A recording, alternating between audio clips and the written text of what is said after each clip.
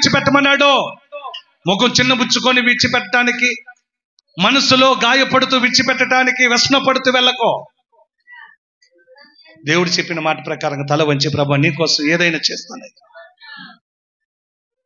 అందుకే పేతురు అన్నాడు, ఆ ధనవంతుడు విడిచిపెట్టలేక వెళ్ళిపోయాడు, కానీ మేము అలాంటి వాళ్ళం కాదుగా ప్రభువా. వలలు విడిచిపెట్టేశాం, ఇల్లులు విడిచిపెట్టేశాం, మా గ్రామాన్ని విడిచిపెట్టేశాం, అన్ని విడిచిపెట్టేసి నేను వెంబడిస్తున్నా. మరి మాకేంటి అంటే దేవుడు చెప్పాడండి ప్రతిఫలాలు. ఈరోజు ఆ యవనస్తుని బట్టి మనం కొంత నేర్చుకున్నాం. ఆ యవనస్తుని బట్టి ఎలా బ్రతకూడదో కూడా నేర్చుకున్నాం, ఎలా బ్రతకాలో కూడా నేర్చుకున్నాం. ఈరోజు మనం కూడా ప్రభువు చెప్పే ప్రతిదీ నువ్వు చాలా విడిచిపెట్టావు, కాదనట్లేదు, చాలా విడిచిపెట్టావు. ఒకప్పుడులా బ్రతుకు కాదు ఇది. నువ్వు ఒకప్పుడు నీ బ్రతుకు ఎలా ఉందో నీకు తెలుసు.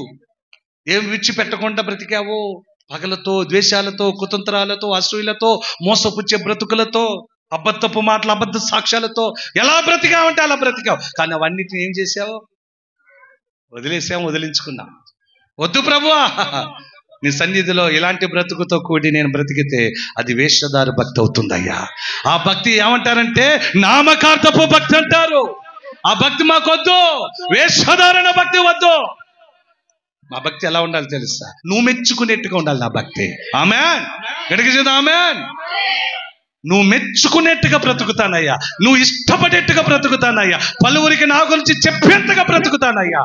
ఆ బ్రతుకు నాకు కావాలయ్యా. గట్టిగా చెప్పండి, ఆ బ్రతుకు నాకు కావాలి యేసయ్యా అని నువ్వు ఎప్పుడైతే ఈరోజు యేసయ్య పాదాల దగ్గర ఈ పాఠాల ద్వారా నువ్వు నేర్చుకోవటం ప్రయత్నం చేస్తావో బిడ్డ, ఆత్మీయులు దేవుడు ఇంకా నిన్ను ఎదిగిస్తాడు, ఆత్మీయంగా దేవుడు ఇంకా నిన్ను బలపరుస్తాడు, ఆత్మీయతలో నీ జీవితాన్ని కడతాడు.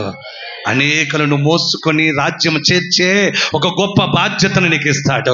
నీలో మార్పు అనేకుల్లో మార్పు తెస్తుంది, నీలో మాదిరి అనేకులను మాదిరికరంగా మారుస్తుంది, నీలో ఉన్న సాక్ష్యం అనేక సాక్ష్యాలను రేపుతుంది. అలాంటి బ్రతుకును బ్రతికి లోకములో జీవించి మన కన్ను మూసిన హ్యాపీగా రాజ్యములు చేరి ప్రభు చెంత మనం జీవించదుము గాక, ప్రభు చెంతనే బ్రతుకుదుము గాక, నిత్య నివాసులమైపోదుము గాక, నిత్య రాజ్యము వారసులమైపోదుము గాక.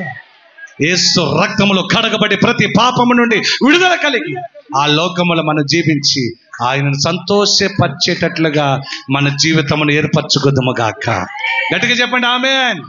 విడిచిపెట్టేస్తాను ప్రభువా, వదిలించుకుందాను ప్రభువా, అన్నిటి జోలికి వెళ్ళనయ్యా, నీ జోలిలోనే ఉంటానయ్యా, నీ చెంతనే ఉంటానయ్యా, నీ పాదాల దగ్గరే ఉంటానని ఈరోజు గొప్ప తీర్మానం తీసుకునే బిడ్డవైతే